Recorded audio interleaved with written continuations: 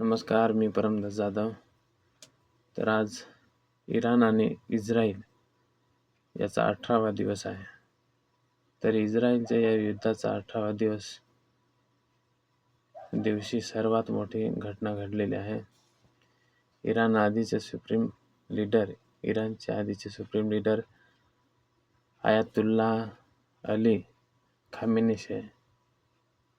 Khamenei यांच्या युद्धामुळे गंभीर संकटाशी झुंजत आहेत. आता इराणला 3 मोठे धक्के बसले आहेत. पश्चिम आशियातील युद्धात इस्रायलने आणि इराणच्या मिलिटरी कमांडर तगडा प्रहार केला. इस्रायलने 12 तासात इराणच्या 3 मोठे टार्गेटवर हल्ला केलेला आहे. तर इस्रायलचा दावा आहे की या हल्ल्यात इराणचा डिफेन्स आणि प्लॅनिंग क्षमतेवर निर्णायक घाव घातला आहे. इस्रायलचे सैन्य आयडीपीने दावा केला आहे की या हल्ल्यात अली खामेनेई सल्लागार अली लारिजानी यांचा मृत्यू झालेला आहे. तर दुसरा हल्ला कमांडर सोलेमानी यांच्यावर केलेला आहे. इस्रायलने दावा केला आहे की गोलाम रेजा सुलेमानी यांना एका टार्गेट हल्ल्यात ठार केलेला आहे. तर तिसरा आणि निर्णायक घाव इराणच्या नेव्हीवर केलेला आहे. इराणच्या या युद्धाचा 18व्या दिवशी सर्वात मोठी घटना घडलेली आहे. इराण आधीचे supreme leader ayatollah Ali Khamenei यांच्या मृत्यूमुळे गंभीर संकटाशी झुंजत आहेत. इराणची संरक्षण मंत्री काटज यांनी या हल्ल्यात खामेनेईचा सल्लागार अली लारिजानी या कमांडर सुलेमानी यांचा खात्मा झाल्याचे स्पष्ट केलेले आहे आणि हे इराणचे नेतृत्व कमजोर करण्याचा निर्णायक पाऊल म्हटले जाते. इराणचे सर्वोच्च नेते अली खामेनेई यांच्या हत्येनंतर लारिजानी इराणचे डी फॅक्टो म्हणजे असली नेते बनले होते, असे इस्रायली सैन्याने म्हटले की इराणच्या प्रशासनाच्या नेतृत्वात सर्वात वरिष्ठ आणि अनुभवी असलेला अली खामेनेई यांचा खामेनेई यांच्या जवळचे म्हटले जाते. अलीकडचे कद्दस डे रॅलीत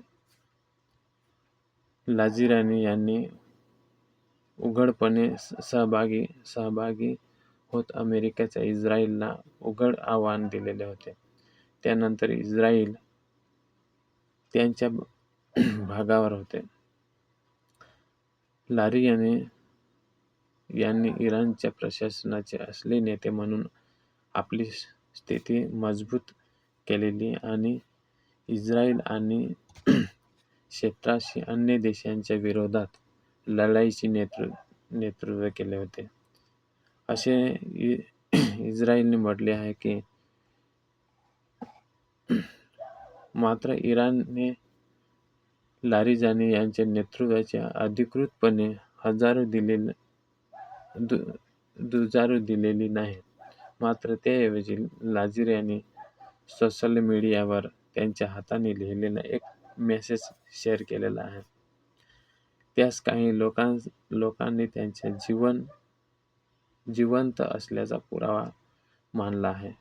या हाताने लिहिलेल्या संदेशात लारिजानी यांनी इराण आणि नौसैनिकांच्या मृत्यूबद्दल आपली प्रतिक्रिया लिहिलेली आहे आणि यास आंतरराष्ट्रीय दंडकार्यांच्या विरोधात संघर्षाच्या दरम्यान एका साहसी राष्ट्राच्या शहीदांचा हा हिस्सा म्हटलेला आहे. त्यांनी सांगितले की मेलेल्या लोकांची आठवण इराणी लोकांच्या हृदयात कायम जिवंत राहील.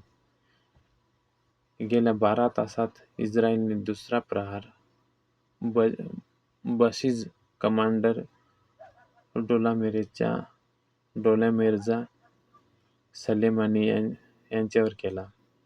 बसिस फॉर्म IRGC ची पॅरामिलिटरी युनिट आहे, जी अंतर्गत